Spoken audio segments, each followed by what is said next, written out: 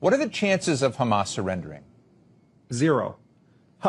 First of all, the ignorance embedded within that statement about the nature of Palestinian political organizations and resistance groups, and the willful dismissal of 76 years of history is quite astonishing. But much of the news media and politicians in Western capitals just eat it up.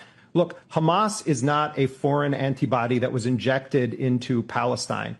It is an indigenous group made up of people whose entire lives were lived in a concentration camp. Whether there's a Hamas or not is not the question. If there wasn't a Hamas, there would be a different organization organized around the same principles that would believe that the Palestinians, and this is true under international law, have a right to armed resistance. So when Netanyahu says that he wants Hamas disbanded and disarmed, or he says he wants the Gaza Strip demilitarized, you don't need to ask Hamas what you think of that. You can ask a plurality of the Palestinian people. In poll after poll, they say it, that the right to armed resistance is a sacred right. And without it, it would mean a surrender of the Palestinian cause of liberation. So this is a side game to talk about eliminating Hamas. If there's no Hamas, other Palestinians will organize under a different banner, and they will wage the same struggle.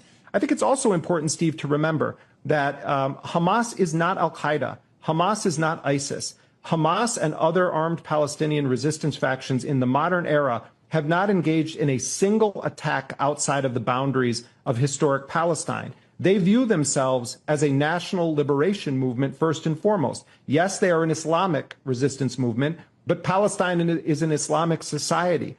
And you saw the secular, largely secular Palestinian resistance movements of the 60s, 70s, and 80s increasingly transform into having a more pronounced Islamic identity, especially in the aftermath of the Palestinian intifadas, where the true face of Israel was sort of exposed in a very real way to the world. But if we don't understand, and by way we, I mean people in the West, whether it's leaders or ordinary citizens that are concerned about the role of their government, if we don't understand and take seriously the cause of national liberation, the cause of a people that are saying that they're fighting to prevent being wiped off the face of the earth, then we're whistling past the graveyard. Because one thing history has shown very clearly is that the Palestinians will not surrender their most fundamental right. The land means something to them. And we take it seriously as a national liberation movement and try to understand what their demands are. This is never going to end.